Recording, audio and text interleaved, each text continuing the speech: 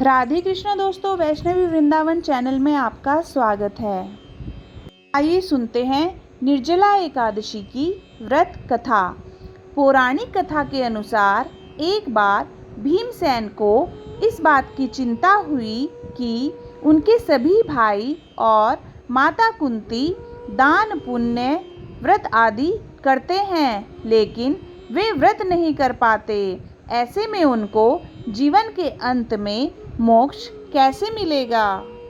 इस चिंता के समाधान के लिए वे वेद व्यास जी से मिले। उन्होंने वेद व्यास जी से कहा कि उनके सभी भाई और माता व्रत करती हैं, लेकिन वे व्रत नहीं कर पाते हैं। व्रत रखने में सबसे बड़ी समस्या यह है कि वे बिना भोजन के नहीं रह सकते। तब वेद व्यास जी ने भीमसेन से कहा कि यदि तुम स्वर्ग को अच्छा और नरक को बुरा जानते हो तो तुमको प्रत्येक माह की दोनों एकादशी का व्रत रखना होगा। उस दिन अन्न का सेवन नहीं करना होगा। इस पर भीमसेन ने कहा कि वे भूख बर्दाश्त नहीं कर सकते हैं। उनके पेट में व्रक नामक आग है जो भोजन करने से ही शांत होती है। इस वजह से उनको बार बार भोजन करना पड़ता है। इस वजह से यह व्रत नहीं कर सकते हैं। उन्होंने वेद व्यास जी से निवेदन किया कि आप कोई ऐसा व्रत बताएं जिसे पूरे साल में केवल एक बार ही करना हो और उसके पुण्य प्रभाव से पाप मिट जाएं, जीवन के अंत में स्वर्ग की प्राप्ति हो। इस पर वेद व्यास जी ने कहा कि हर माह में 2 एकादशी व्रत होते हैं। जो व्यक्ति साल के सभी एकादशी व्रत विधि पूर्वक करता है उसे हरि कृपा से मोक्ष की प्राप्ति होती है। वह जीवन और मरण के चक्र से मुक्त हो जाता है।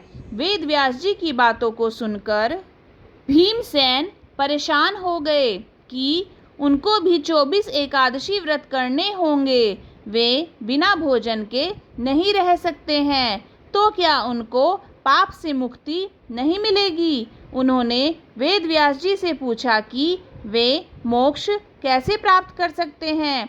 वे सभी एकादशी व्रत करने में सक्षम नहीं हैं। आप कोई एक ऐसा व्रत बताएं जो साल में एक बार हो और उसे करने से मोक्ष मिल जाए। तब वेद व्यास जी ने कहा कि साल में केवल एक व्रत है जो ज्येष्ठ शुक्ल एकादशी तिथि को पड़ता है, जिसे निर्जला एकादशी कहते हैं। इस व्रत में जल और अन्न का त्याग कर देते हैं। यदि व्रत के समय कोई गलती से भी जल ग्रहण करता है तो उसका व्रत टूट जाता है। इस एकादशी व्रत में सूर्योदय से लेकर द्वादशी के सूर्योदय तक उपवास रखना होता है।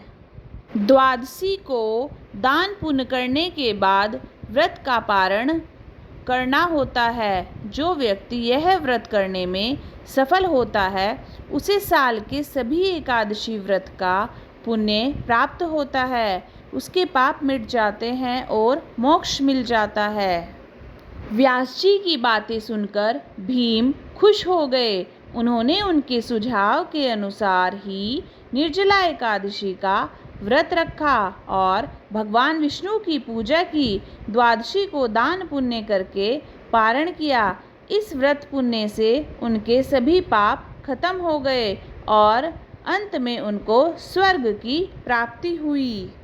दोस्तों, यह थी निर्जला एकादशी की व्रत कथा। अगर आपको ये वीडियो अच्छी लगी तो वीडियो को लाइक कीजिए, चैनल को सब्सक्राइब कीजिए। राधे राधे।